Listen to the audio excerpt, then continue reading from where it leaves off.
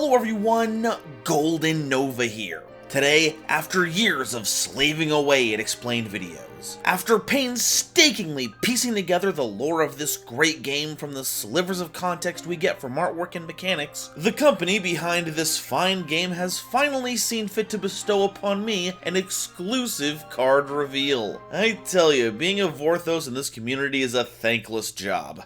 That's right, Wizards of the Coast has entrusted me with bringing you information on their latest set in the format everyone loves, Commander. And the fun doesn't stop there, because it's also a fusion of two set frameworks that have never been brought together before and is about to revolutionize how you complain online. Universes Beyond, combining the wackiness of sets like Unglued and Unstable with the IP powerhouses of crossover media. Now, in Constructed, you'll see this manifested in the set Channel Awesome Saga of Stupidous Proportions, covering the events and characters shown in the hit trilogy that barely qualifies as filmmaking, Kick-Assia, Suburban Nights, and To Boldly Flee, cards that you can see revealed over on Thempire Ian's channel. But on the Commander side, you'll not only be unlocking the infamous power of the Nostalgia Critic, but smashing it against the blinding fury of the Cinemassacreverse, helmed by the legendary angry video game nerd himself.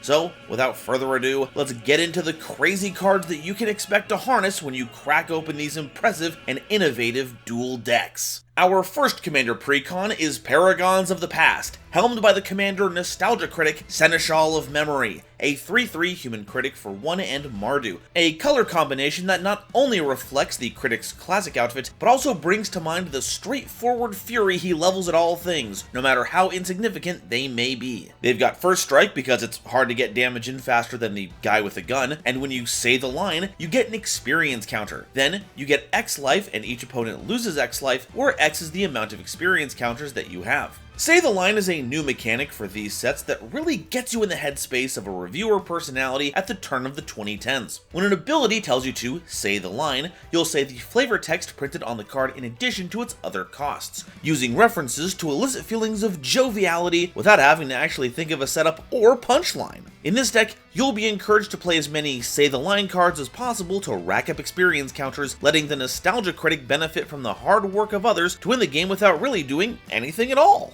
But if that's not your cup of tea, don't worry, this deck comes with an alternate commander in the form of Linkara atop the fourth wall, a 1/4 human critic artificer for 2 and a white. When Linkara enters, you create Magic Gun, a legendary artifact equipment token that, when it enters, is attached to a critic creature that you control. It gives +2/+0, and while equipped, lets you pay 4 generic mana to take a rune enchantment from your deck and attach it to Magic Gun. The history and properties of Linkara's signature equipment goes through many twists and reveals over the course of the series, so while their only targets are Kaldheim's rune cards at present, be on the lookout for future rune auras that help flesh out the Magic Gun's capabilities. Linkara also has a Say the Line effect, where you can also pay a black, red, and 2 generic mana, as well as tap him to deal damage to any target equal to the amount of equipments, auras, and counters modifying Linkara, as well as any cards modifying those equipments, auras, and counters. This multiversal warrior has a wealth of esoteric artifacts at his disposal, so this effect allows him to channel all of their power into a single, decisive blast.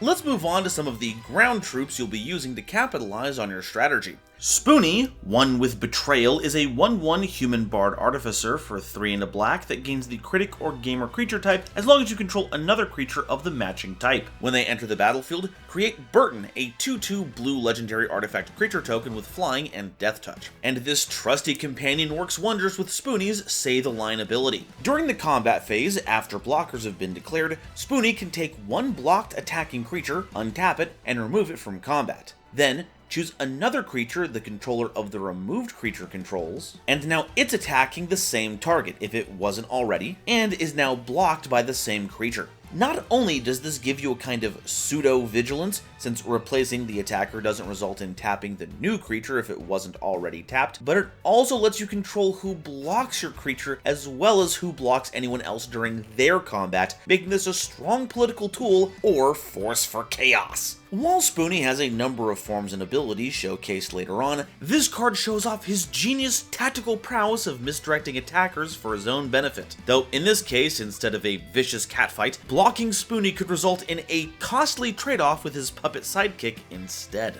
And what deck would be complete without a few devious tricks up its sleeves? If you're ever worried that your creatures are about to be overwhelmed, be it by combat, sorceries, or otherwise, put that on hold with a big-lipped alligator moment. An enchantment for X and 2 red with flash, meaning it can hit the battlefield at a moment's notice. When it enters, say the line to target X number of creatures, and while this card is on the field, they become 2/2 lizards and gain this creature can't deal or receive damage, while losing all other abilities. And at the end of any phase, this enchantment returns back to its owner's hand, as if it was never there in the first place. This enchantment breaks the color pie in a pretty major way, but it definitely encapsulates the chaotic nature of this iconic moment, despite its lack of impact to the story in any way. To find out the rest of the stellar cards included in this deck, you'll have to wait to get these at your local retail store this Septembuary, but the reveals aren't done yet. Next, you'll see what the critic has to contend with in their rival deck, Retro Rumble, helmed by the nerd Anger Unbound, a 4/2 human gamer that costs 2 and a teamer. He's got trample and haste and is indestructible during your turn. When the nerd attacks, say the line to have defending player create a 0/1 artifact creature token that's a steaming pile named Bullshit that can't block gamers and has the ability when a non-token creature you control leaves the battlefield, a gamer creature you don't control deals 1 damage to any permanent or player of the controller's choice, giving this caustic cavalier of cartridges an outlet for their vicious mockery in the form of psychic damage, or punch damage, whatever's more effective. This makes blocking the nerd a dangerous prospect, as chump blocking it could still mean he gets to push damage through, though clever players can utilize their own resources to remove the steaming pile or gamers from the equation to make this a non-issue. But you'll have to put in some real effort, because when you activate a Say the Line effect, that ability triggers an additional time, meaning you'll be spreading even more steaming piles of bullshit for your opponent to clean up. And one good fury deserves another. Next in the lineup is Angry Joe, Directionless Rage, a 2/4 human gamer that costs 2 and hybrid green or red mana. When Angry Joe takes damage, say the line, then put a +1/+1 counter on him. Then, Angry Joe deals damage equal to his power to a random creature you don't control. And if this is not the first or second time this is triggered this turn, Angry Joe instead deals damage to a random creature that's not itself, including your creatures. This means Angry Joe synergizes with a number of classic Enrage enablers, so if you can find a way to ping Joe for 1 damage, he'll keep getting bigger and bigger, throwing out even bigger bolts as his rage grows. Just be careful not to throw him into too much of a frenzy, lest you risk losing some of your gamers on accident. Moving right along, we have Bennett the Sagacious, a 0/3 human gamer that costs Simic. Whenever you activate a Say the Line effect, draw a card, and at the start of the combat phase, Bennett gains +X/+X until the end of turn, where X is the number of cards you've drawn this turn. This card is... Okay, I'm not gonna lie, we're running out of stuff to reference here. It's a very short video, and not everyone gets a good moment to reference. I'm just working with what I've got here. It's got drawing for the blue, buffing for the green. What more can you ask for?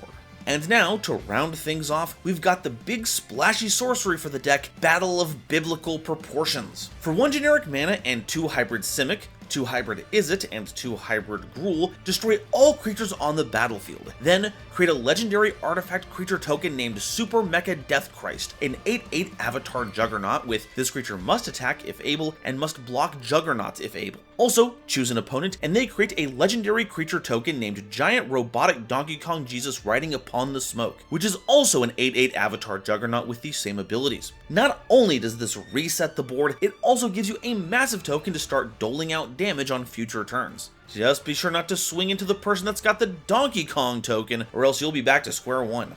But even with that, when combined with the nerd, this could be a massive game ender. Whenever you wipe away all the creatures, all the bullshit you pile on your opponent's field is going to see a lot of other creatures leaving the field. And while the non-token clause means they won't see each other for that damage, each one does still represent a point of damage for each non-token card that leaves. And because it's your turn, the nerd won't be destroyed by this sorcery, meaning you'll have a gamer on board to receive those damage triggers while getting a huge beater to finish off anyone who survived. And with that, we've covered all the cards I've been allowed to talk about on pain of death. Look forward to the release of the Channel Awesome vs Cinemassacre duel decks, and if your thirst for more cards centered around people who complain online hasn't been sated, be sure to check out Vampire Ian's reveal of the cards you can find in the core Channel Awesome Universes Beyond set. This has been Golden Nova, talking about Magic the Gathering so you don't have to.